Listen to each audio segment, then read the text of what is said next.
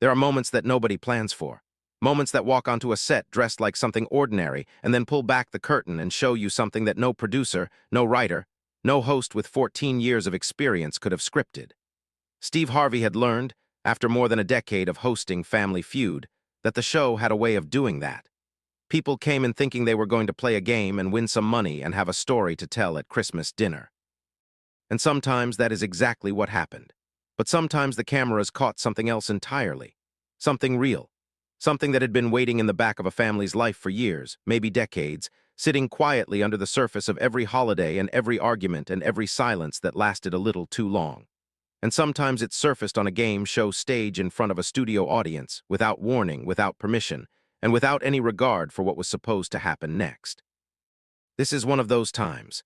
If you believe that truth has a way of finding the light no matter how long it has been kept in the dark, make sure you like this video and subscribe to this channel right now, because what a 91-year-old man handed Steve Harvey in the middle of a taping is something none of them will ever forget. Harold Eugene Patton was born in 1933 in a small town outside of Shreveport, Louisiana. He was the son of a Baptist preacher and a schoolteacher, which meant he grew up in a house where words mattered and silence meant something specific, and the idea of bearing false witness was not just a commandment, but a daily standard that everyone in the family was held to with quiet, consistent seriousness. He was a lean, careful boy who became a lean, careful man. He served in the army during the Korean War era, came home in one piece, got a job at a paper mill, and spent the next 4 decades working his way from the floor to a supervisory position through a combination of reliability and the kind of patient competence that does not dazzle anyone but never lets anyone down. He married a woman named Gloria in 1957. He built a house. He had a daughter named Renee in 1962. He went to church every Sunday. He coached youth baseball for 11 years. He was, by every external measure, a man who had done exactly what a man of his generation and his background was supposed to do, and had done it without fanfare and without complaint. Gloria had died in 2019 after 62 years of marriage. Harold had sat at her bedside in the final weeks and held her hand and talked to her about things they had not talked about in years, their early days together. The small apartment they had lived in before the house. The summer they had driven to Florida with baby Renee strapped into the backseat in a wicker basket, because car seats were not yet a thing anyone thought about. He had grieved her with the thorough, private grief of a man who does not perform his pain for anyone. And then he had gone on living the way people go on living when there is nothing else to do. He tended his yard. He went to church. He had dinner with Renee and her husband on Sundays. He was 91 years old and he was, by his own accounting, fine, tired sometimes, lonely in the specific way that comes when the person who knew everything about you is gone, but fine. What was not fine, what had not been fine for a very long time, though Harold had kept it so contained and so carefully managed that almost no one around him had any idea was something that had started with a home DNA test kit that his granddaughter Brianna had given him for Christmas 2 years earlier. Brianna was 24, curious about genealogy, and had given the same kit to 3 other family members as a package deal because she wanted to build out the family tree. Harold had agreed to do it because it seemed harmless, and because Brianna had been so excited about it, and because he was 91 years old and had long since stopped treating harmless things as something to be cautious about. He had swabbed his cheek, mailed the kit in, and waited. The results had come back on a Tuesday afternoon in February. Harold had read them alone at his kitchen table, in the same chair he had sat in for 40 years, with the same cup of coffee he made the same way every morning. He read them once. He read them again. And then he set his phone down on the table very carefully, the way you set something down when your hands are not entirely steady, and he looked out the kitchen window at his yard for a long time, because the results told him something that Gloria had never told him. Something that the 62 years and the hand holding at the bedside and the conversations about Florida and the wicker basket had not included. The DNA results told Harold Eugene Patton that his daughter Renee was not his biological child. He had not told Renee. He had not told anyone. He had sat with it for 2 years, turning it over in his mind the way you turn over a stone that you are not sure you want to look under, even though you have already looked, even though the looking is already done and cannot be undone.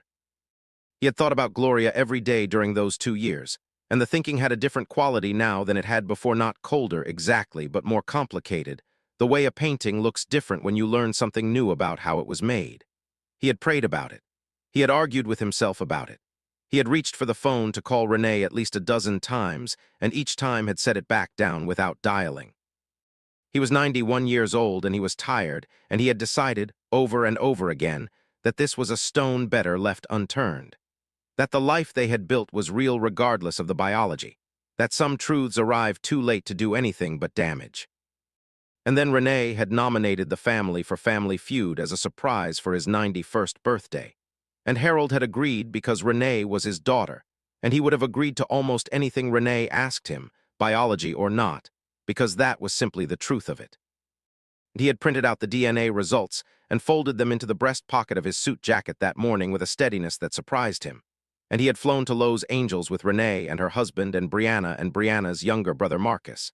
And he had walked onto the Family Feud stage, and he had waited to see what he would do when the moment came. The family played the first 2 rounds with the relaxed competitiveness of people who genuinely like each other and are having a good time. Harold participated sparingly but effectively, offering answers in the measured way of someone who thinks before he speaks and is usually right when he does. The audience warmed to him immediately. There is something deeply reassuring about a 91-year-old man in a good suit who answers game show questions with the calm of someone who has already seen most of what life has to offer and is no longer easily rattled. Steve Harvey took to Harold the way he took to people who had real substance underneath the surface, with genuine curiosity and a respect that went beyond the hosting persona. Between the second and third rounds, Steve sat down with Harold at the edge of the stage and asked him about his life.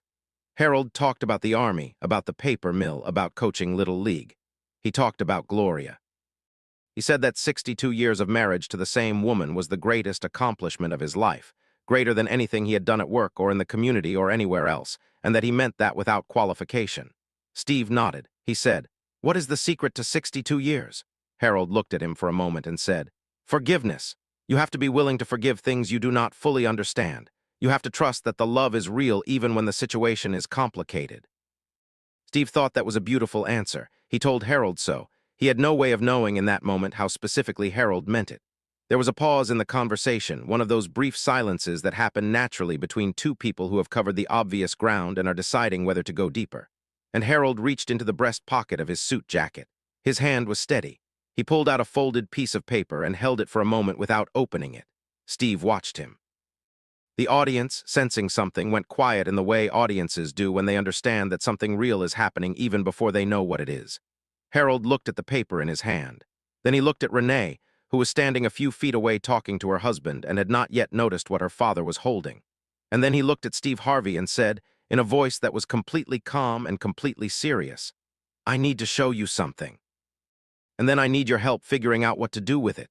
Steve took the paper. He unfolded it. He read it.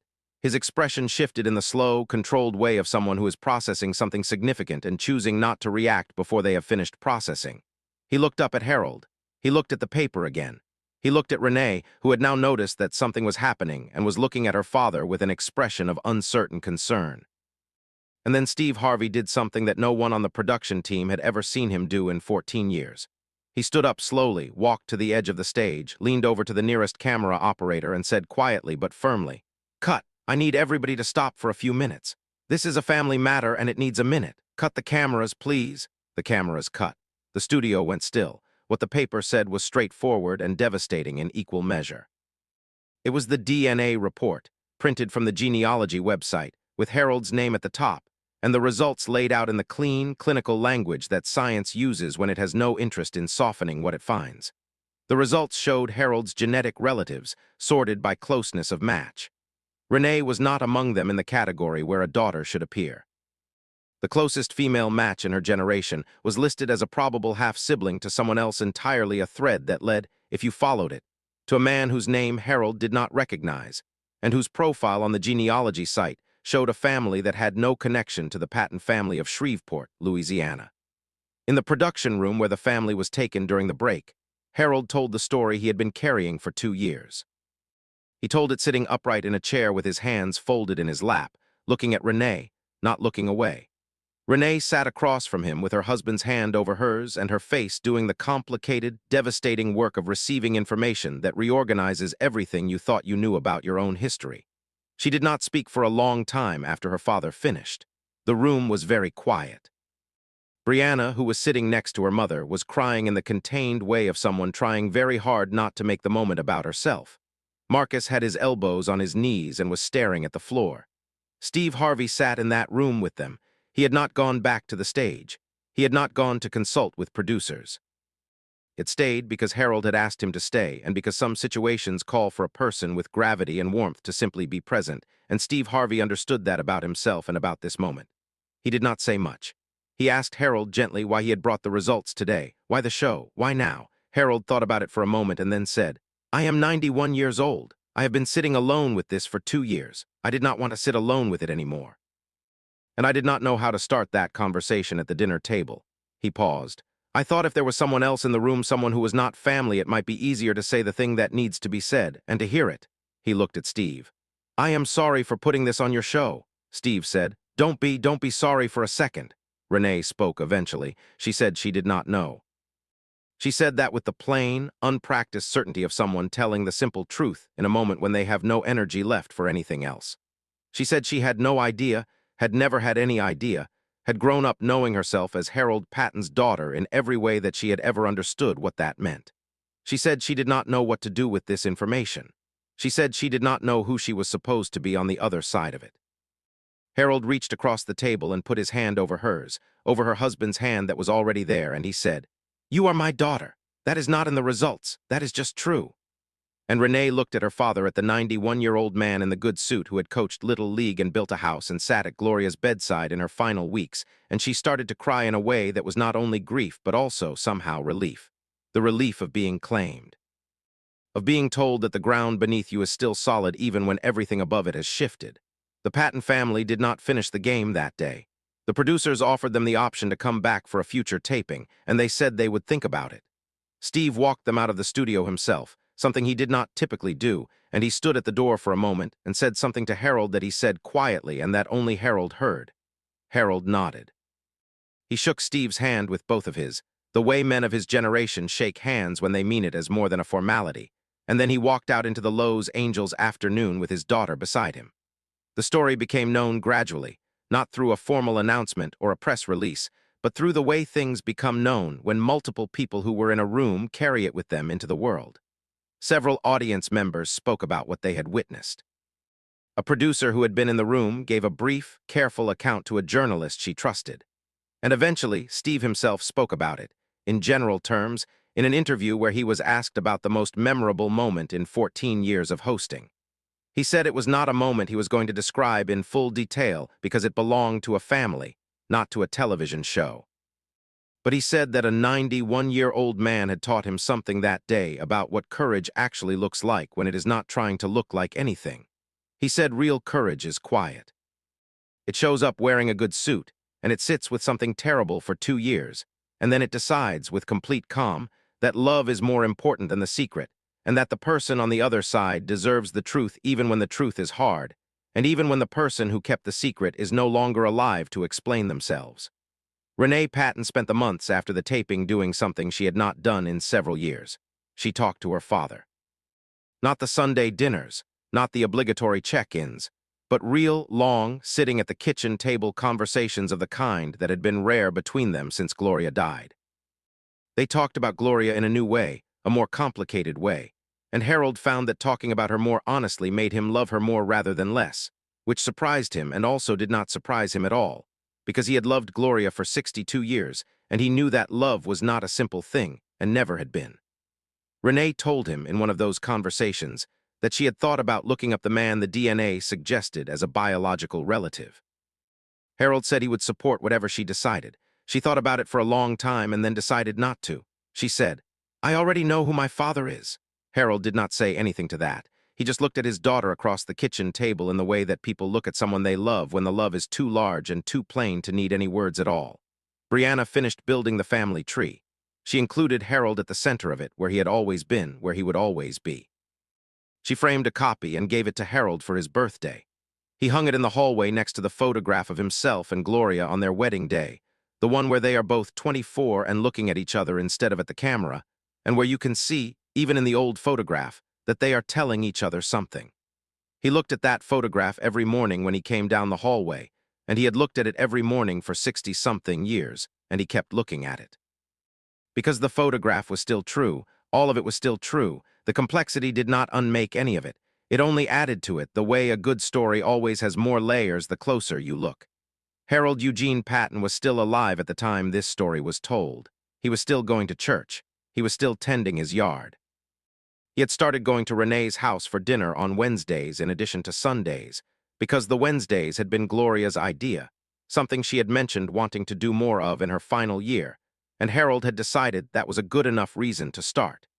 He said that 91 was old enough to know that the things you keep putting off are usually the things that matter most. He said he had learned that lesson more than once in his life. He said he expected he would keep learning it for whatever time he had left, because that seemed to be how it worked. You learned it. You forgot it. You had a reason to remember it again. And then you sat down at the kitchen table with your daughter on a Wednesday evening and you ate dinner together, and that was enough.